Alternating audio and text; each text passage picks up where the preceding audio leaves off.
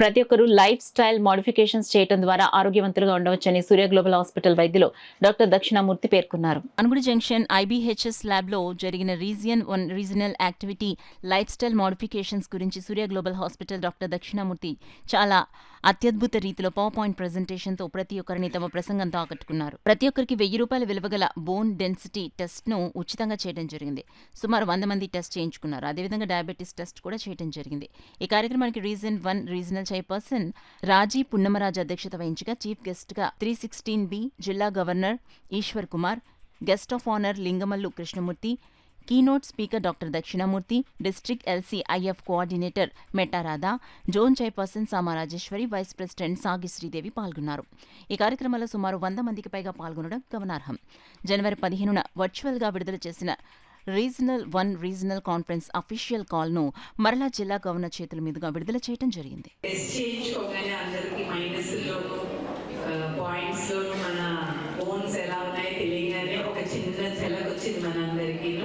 So ఆ modifications life style modifications అంటే మనము మన నిత్య ఆహార వ్యవహారాలని ఎలా మార్చుకోవాలి, నిద్ర లేకపోతే ఎక్సర్సైజ్ ఎలా మార్చుకోవాలి, ఉన్నంతలోనే మనం ఎక్కడికో జిమ్కి వాటికి పరిగెట్టకుండా చిన్న చిన్నగా ఎలా మోడిఫై చేసుకోవచ్చు అనే దాని గురించే ఈ మెయిన్ ఇది.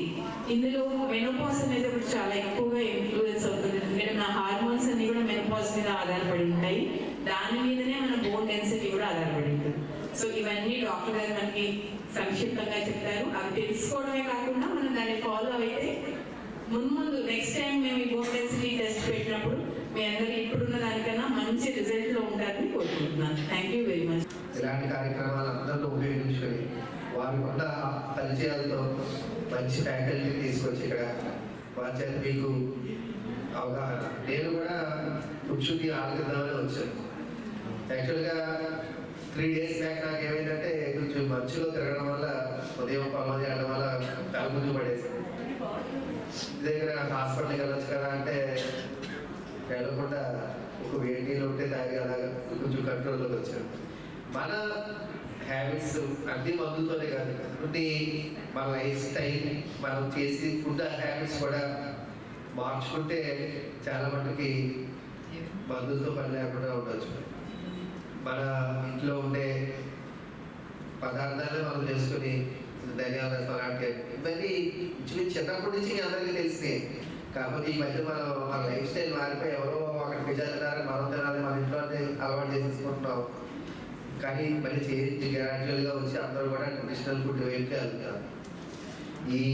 మీ లైఫ్ స్టైల్ మీరు మార్చుకోవడం వల్ల ఈ కరోనా రావడం వల్ల పోయిన చాలా మంది పోయారు, అందరూ కూడా 10 రోజులు ఎక్కువ కేసులు అయ్యారు. అది సహజమైన విషయం, సహజం కాదు. అయితే అవి తెలుసుకొని మనం కావాల్సిన వైద్యం కానీ మోడిఫికేషన్స్ కానీ లేకపోతే మన అలవాట్లు కానీ ఇవన్నీ చేసుకోవడం అనేది చాలా ఇంపార్టెంట్.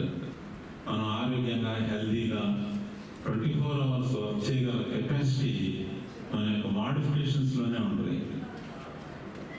ఆల్మోస్ట్ స్లీపింగ్ అవర్స్ ఎవరికి తగ్గట్టుగా వాడుకున్నా తక్కువ స్లీపింగ్ అవర్స్ మినహా కృషి చేయాల్సిన బాధ్యత ఈ రోజుల్లో ప్రతి మనిషి మీద, ప్రతి వారి మీద ఆధారపడి ఉంది. హెల్దీగా వర్క్ చేయటం, ఇంటెలిజెంట్గా వర్క్ చేయటం ఎంతో కృషితో మరి జీవన శైలి ముందుకు నడుపుకుంటూ వెళ్ళడం అనేది చాలా తెలివిగల విషయం. ఈ యొక్క విషయాన్ని గ్రహించే మరి రాధా గారు, రాజీ గారు వీరందరూ చక్కటి ప్రోగ్రాం ఏర్పాటు చేశారు.